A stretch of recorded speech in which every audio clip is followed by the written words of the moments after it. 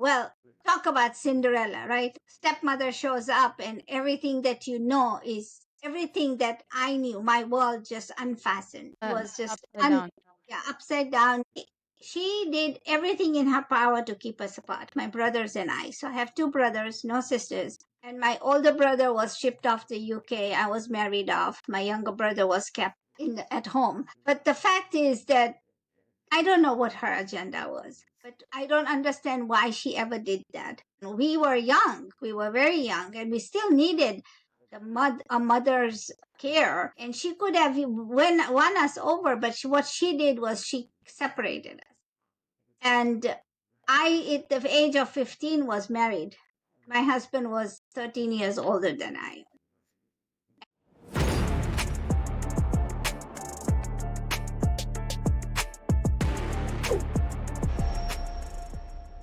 Hello, welcome back. I'm Andrea Parc, and this is a live again podcast where attorneys and other professionals meet to discuss life challenges and how our decisions shaped our lives.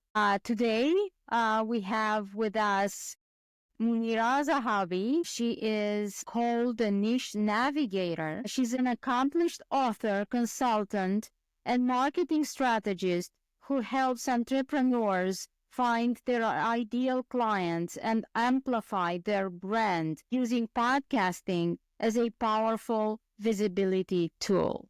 She believes that a clear niche paired with authentic storytelling is the key to business success. Welcome, Munira. Thank you so much for being with me today. Thank you so much, Andrea. I appreciate it. Alexa, my daughter, who is my co-host, will not join us today because she is a fashion designer and after all is New York Fashion Week and she was invited at an event. So that's the reason why she's not joining us today, but it's just going to be the two of us and we're going to have a great conversation. Hope so. Let's do this. So tell us a little bit about the Niche Navigator and how did you get to call yourself and be widely known as a Niche Navigator? So this started about 2013 when I was in a mastermind. Actually, the mastermind was Think and Grow Rich. So the mentor said, "Why don't you come and let's have a conversation?" So we started with the free Think and Grow Rich, and then we moved up to the paid version. And then, like after another session, like 3 different sessions on Zoom, he said, "Why don't we all come together and let's meet in New York because Carnegie Hall is there, so we can meet there." And we met there. There was 28 of us over there. And he was also helping us figure out what our niches are and what everything, how we were doing things. God blessed me with a very uncanny vision where I look at people and I see what they are capable of and they don't see it themselves. And all of these 28 people I realized were struggling in their business. And I was wondering how can everybody be struggling when everybody puts up this air about they are so very well versed in their business. And I said, there's something here that needs to be tapped into. But what happened was the guy who did the mastermind, he had everybody get into the hot seat. And he was helping us articulate our business. And all 28 of us were all, like I said, we were all scrambling. But when they said something, I was able to put down some notes on them. And I said, they are not seeing the gold they have in their hands. They're looking for elsewhere. So I decided I was going to take all of their phone numbers and information. And then I started calling them after we all got home. And I started talking to them about how they can take the gifts they have. So, for example, one lady was a widow and she had gone through her husband. She had to downsize her home. And the house she bought in California was very, very, very small. So she had to break some walls here and there to make a space for herself. And she had to declutter whatever she had to get rid of stuff. And then as I talked to her and I got on a podcast with her and we just talked about different things, I started my podcast right there at that time. But after the podcast, when we were getting together and we started talking, what I realized was I gave them ideas about what they could do with what they had. So this lady particular, she could go in and she was a part of this bereavement group. That she could go into these groups and talk to them about how they could declutter. Because after a spouse passes, things are different. Do you need to still keep the stuff? And do you need to still keep the big house? And how many times, how many people need to hear this? And we hear it from our family members, but if a friend tells us, we take this advice differently. So she was looking for something else, and I said, go help these people. And she did. And her business is booming. There's another lady who had just bought her grandmother's house in Italy. And she was like, I cannot hold down a job because I have to go to Italy every 3 months to see how the house is doing. I said, what do you plan to do with this house? And she goes, I don't know, I might sell it. And I said, how many people can live here in this house? And she says 12 people. And I said, 12 people comfortably. She explained to me how many rooms there were, how many, distinct bathrooms there were. And there was this beautiful kitchen. And she showed me pictures on Zoom. And I was like, I don't think you should sell this because this could be a money making profit for you. And she took my advice. And in 2006, she took 4 trips because I talked to her in September. So she took 4 trips.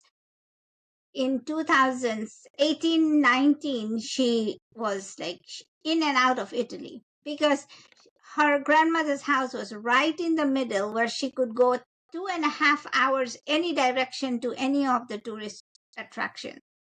But she took a bridal party, she took a bachelorette party, she took young girls out of, second year of college, and she took high school graduates and their mom. And so she starts doing things like that. And then of course COVID hits. But now she's up and running again. So that's how the thing is. So when I was talking to all these people, I said, you have the niches, but I'm the navigator of your niches. And that's what I said. And I said, oh, I like that.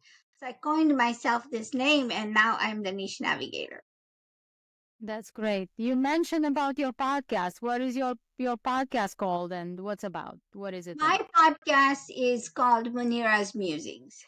And it's everywhere you can find a podcast, including YouTube. And what I have done, I have interviewed over 600 people from different walks of life. Each one is an entrepreneur who has a unique offering. They're not only just coaches, but they have a different product that came to be because of a need for the family. And they decided to just share it. I've interviewed authors. I've interviewed people who have, just started a business and failed. People who have everybody I've interviewed is an entrepreneur. And 600 people and still going because the stories are so incredible. Yeah. Yeah. You mentioned that also that you're an author. Tell us about your book. Well, I have 10 books. 3 of them were collaboration books. That's where I first started. Everybody starts with that kind of a book and say, okay, just write a chapter and see if you like being an author. But everybody wants to be seen, and the visibility is supposed to be there. And then I realized when during COVID, I was like, these chapter books are not doing anything because the author's name is sitting somewhere on the front of the book. It's not my name. I wanted to see my name in print. So this is the first book I wrote. It's called The Philosophy of Niche Principles. And it talks about the 5 major things that somebody needs to do to figure out what their niche is. And that was my first book I wrote during COVID. I self-published, and I was really, really happy with this. And then the rest is history, because once you know how to write, you just start writing. So then the other books I've written are on marketing. My latest book is called The Invisible No More, because I, like you said in my intro, that I am helping entrepreneurs market themselves by being visible. Yeah. And I believe we were introduced by a gentleman and on Facebook on one of the podcast groups. And you've been introduced as doctor. Have you followed any PhD or medical doctor? I'm not a medical doctor. I am a doctor. I have an honorary PhD, but I had to work hard for it. It wasn't just given to it. I was asked to pick a subject and work on it. I'm very passionate about communication. And I think communication is a great way, because everybody, including the animals, have to learn how to communicate. And so I did that, and my subjects were my grandkids, because I loved watching them, how they interact.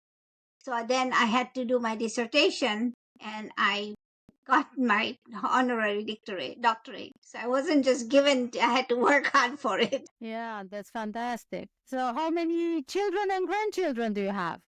Too many. So my own, I have 4 children, and then they have their children. That's great. That's great. So tell us a little bit about your journey. How did you get here? How did you get here to this particular point in your life? And how did you get here in the US? Whoa. So I was born and raised in Kenya, and I was 12 years old when my mom passed away. And my husband and my father remarried 8 months later. He couldn't handle the household. So he said, you know, and we encouraged him to get married. Well, talk about Cinderella, right? Stepmother shows up, and everything that you know is everything that I knew. My world just unfastened. It was just Upside down. upside down. Nothing happened.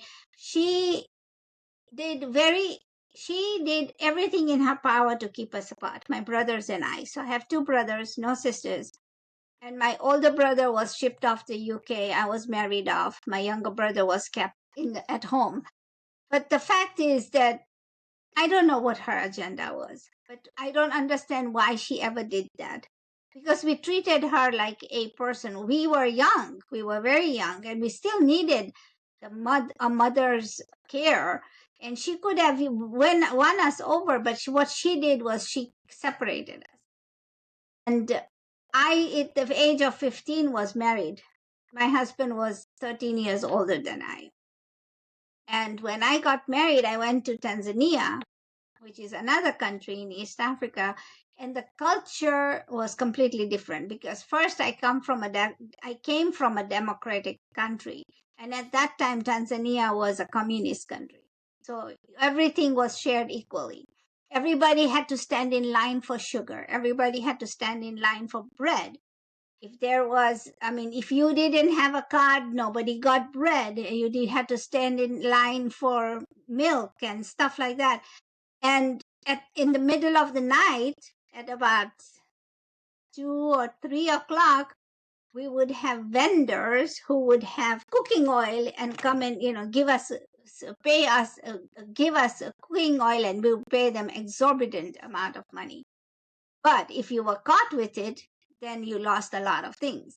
So that was a very critical time in my life, because I had never seen anything like that. I came from the land of Kenya, where there was plenty, and then all of a sudden I can go into scarcity. So now I'm thinking, oh my God, where did I come from? Even water. You couldn't open the tap and get running water, because where I lived on the 3rd floor, the water would be, if you open the tap in the middle of the night at 2 o'clock, then you would have full water. Otherwise, I did all my washing and cooking and everything at that time, because you would have electricity and electricity and water. So I lived there. And then my job for my business, for my marriage was, my task that was given to me was I had to have a son. And God, in his infinite wisdom, gave me 3 daughters and a son. But the son was the last one. So I had to go through that bump in my life and figure out, okay, am I going to have another baby, and is it going to be a girl or a boy? And there was a lot of health issues and a lot of things. But in 8 years, I had 4 children. And by the time I was 24, I was a mother of 4. Now, is that something that anybody can do? A lot of people are doing it in the world. But Yeah. to me, it was like I was also very much abused, emotional and physical abuse from my in-laws, that I call them outlaws. And my husband was also part of that, so I didn't have support. I was very alone, and I couldn't call my dad up and say, you know what, I need your support, because he couldn't give it to me. He wouldn't give it to me, because now he was dealing with his new marriage. Yeah. Yeah. So it was very life. Now coming to America, I I took care of my husband's business, and then I went into teaching over there. And one fine day, we had, my administrator was typing something, and it was time for us to go home. And I said, you know what? I need you to, let's go. The kids are waiting. We have to go home and feed them. And she goes, I need this paperwork filled out, because tomorrow is the last day I can mail it. And this was an ad from the United States of government, and it was a DV1 program where you fill out this paperwork the exact way they want it. And there was all these specifications. I still have the paperwork to do it. And she said, I need this typed. You can't send it handwritten. And I said, I have a typewriter. I said that. And she gave me everything. So she gave me 22 profiles to fill out paperwork for. She gave me carbon paper. She gave me envelopes. She gave me everything. And she said, if you want, you can use the same format and create. Here's more extra paper for you. I was up till 3 o'clock that night filling out all these profiles, because I wasn't a good typist. I am good now, but I was on a clackety typewriter trying to figure this out. And there's no back button. If you have used a typewriter, there's no back button. You have to start again. So I was up 3 o'clock, and then we mailed the letters, and it was it. And then 9 months later, I got information that, hey, you are one of the lottery winners, and this is your chance to come to America.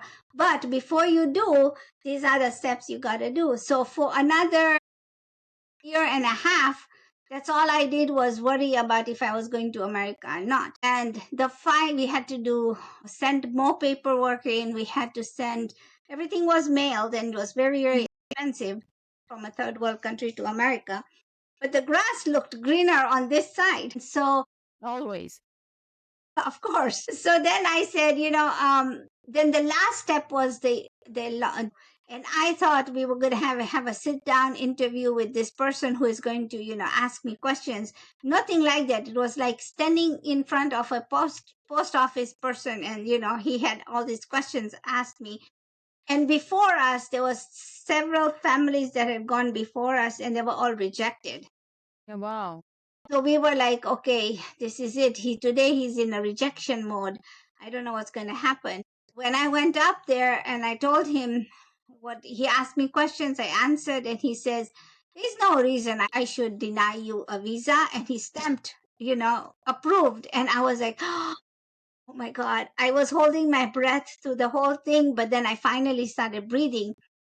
And so then we started processing, figuring out how we're going to do this, where we're going to go. And I came to Los Angeles the first time I came to United States, and I lived in Bakersfield, California for 17 years. I raised my kids there. My son was not even 5 when I brought him. Yeah. And today they are all thriving. A good decision, a hard one, but a good decision. Yeah, yeah. Divine intervention. It was for you to come here with your children. Yeah. It's interesting that how we're all the same. You mentioned about your life in Tanzania. I grew up in Bucharest, Romania, Wow. when it was a communist country. So that's Europe. I mean, people have this notions that, Africa is Africa and Europe is Europe. No, we're all the same and we all have similar, very similar experiences. And when I was a kid, I was online for sugar and for bread and for milk and the same as you mentioned. Yes, we had a little coupons, Right. members of the family, and we would go with the ID to the shop and get the portions, and the same. No, in the center of Bucharest we didn't have electricity, and my grandmother was cooking during the night. So it's incredible how we had the same experiences and so far apart places in this world. Yeah, but then see, I think the leaders of the countries make it so that the people have to suffer. I don't understand why we live in so much abundance. I don't understand why we have to, why there has to be scarcity. I do not understand. So, but what can we do? We chose the leaders, right? Yeah, yeah, yeah, yeah, exactly. Exactly. Wow, that's a fantastic journey of very empowering. And I know that for the lottery, because I have a lot of friends who won the lottery, it was very thorough. They were asking for education and they were asking for a lot of documentation. Yeah, but I guess it's a fantastic program for people all over the world. It's an opportunity, great opportunity for I people. mean, for those who made it, I mean, a few of us, there was a lot of people who got their names but the first round, and they tell you, right? If you send us the stuff and you don't get hear from us, then you're not chosen. And every step of the way, every time I mailed something, I was always apprehensive about the fact that are they going to send me a reply, because they might not send me the reply. It Yeah. was meant to be. It was meant Yeah, to. exactly. Exactly. Yeah. Yeah, you send it with the divine postal service. Yes, You hope that you leave it in God's hands, that it gets there and that you get something back from them. yes. Yeah. All right, so I believe that you've been an entrepreneur all of your life, right? I have. My parents were entrepreneurs. I've seen my parents be entrepreneurs right when when I was little. I was 4 years old. I was talking to somebody yesterday and I was telling them that I remember my father being fired in front of me on a Saturday when he was called to the office on the Saturday, and I was supposed to go to the library with him. And there he was working for his cousin, and they said, okay, from Monday you are not coming in. And we walked out of the office. It had a very old elevator, with the scrunchy doors and everything. And we came out, and right there was a park. And I was supposed to go to the library, and my father said, I need 5 minutes. And he sat on the park bench, and my father was a big guy. And I saw him cry for the first time there because he didn't know what he was doing. Oh, God, yeah. He was very heartbroken, and he treated this business as his own, but it's still a job, Yeah. and so people saw us sitting there, and I had my little hand. I remember I was holding his big hand, just trying to figure out. People were watching us as we looked like we were homeless.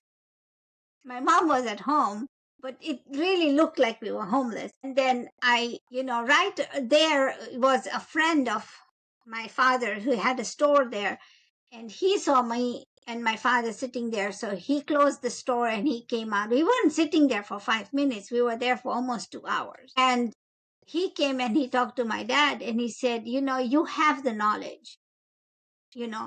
Why are you crying because a job is gone? And he goes, I don't know how to feed my family. My whole sustenance was on this salary. And he goes, you'll be fine. Now God has opened up a door for you, a window for you. He closed the door, but now you open up a door. And so, but my dad was the one who took this business from zero to nothing, right? It was his cousin's business.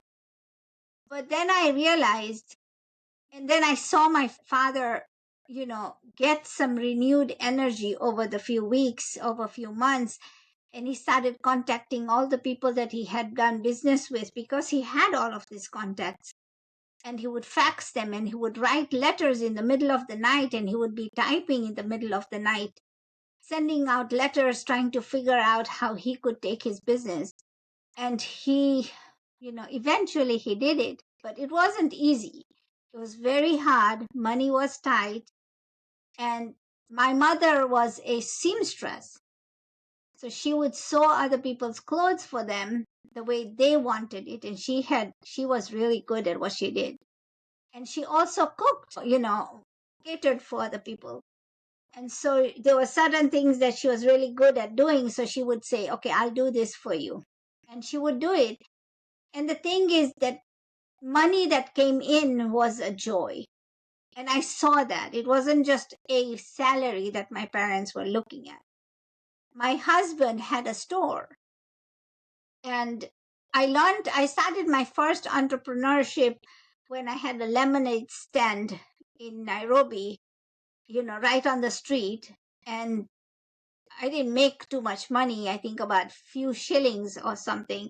But that was the first time I said, I'm going to do something to help my parents. And my brothers and we were selling lemonade. It was a hot day and, people would give us a penny at that time to drink a glass of lemonade. And this was something that we'd seen on TV, American television, right?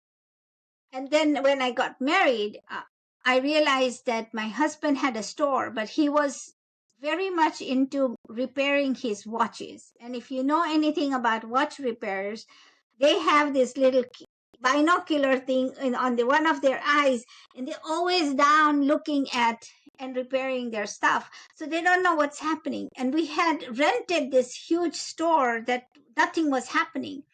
So then I took it upon myself to clean it and create stuff,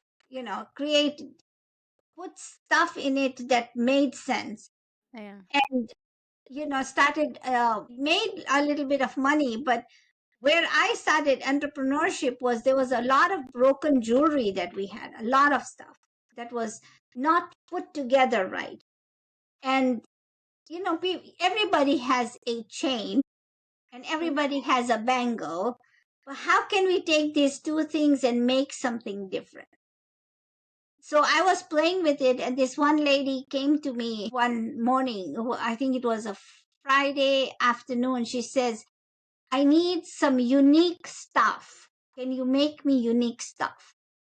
And I was playing with it and I said, do you like this? And she goes, oh my God, I'll take it. And that started, somebody believing in my capabilities of, using a plier and all of the junk, broken stuff that we had. I started making her different pieces of earrings. And that's all I did was earrings, nothing else. But everything that I had could be reused to create something new. And that was the best part of it, because what she did was she would bring me her outfit on a Tuesday and collect her new items matching with the dress on a Friday. And she would tell other people too, and they started doing it too. So I would take my girls to the store every day. They were little. The fact that she believed in me, and the Yeah. fact that she said, I love what you are doing, and she started telling other people about it, because there was nothing like what I had done. And I didn't have enough pieces to create four of the same thing. It was always a different material. And sometimes I had stuff that was a pair that I broke and created something new, which made it even more unique. And for 3 years, that's what I did. And when I was pregnant and I was having kids, she would drop off the items at the store. My husband would bring me.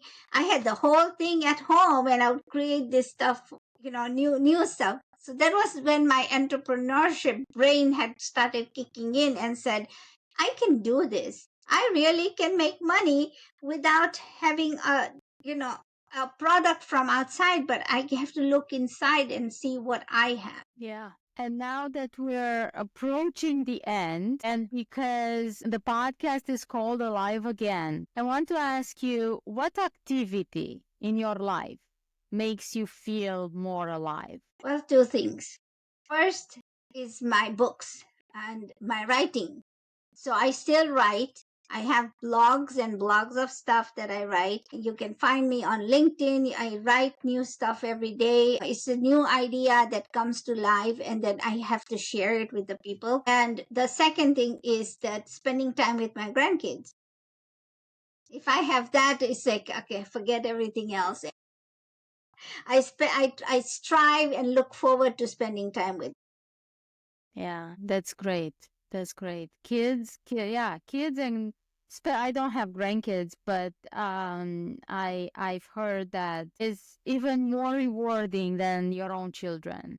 Yes, because what you do at the end of the day is you send them home and you're done with it. With your own kids, you have to take care of them and discipline them and everything else. Here, the disciplinary action is taken care of by the parents, and you just spoil them and then you send them home. That's the best part. It's just the fun part, not Yeah. the So I get to play games, I do whatever, and then they know that grandma trumps anybody. So if my grandson says grandma trumps everybody, so whatever grandma says, it goes, and it does. That's great. That's great. Thank you so much for joining me today. It was a great pleasure talking to you. I wish you best of luck with Thank, everything that you're doing. thank you, thank you. And let's hope that we're going to meet again. Let's do so. Thank you so much. All right. Thank you. Take care. Bye Bye bye. bye.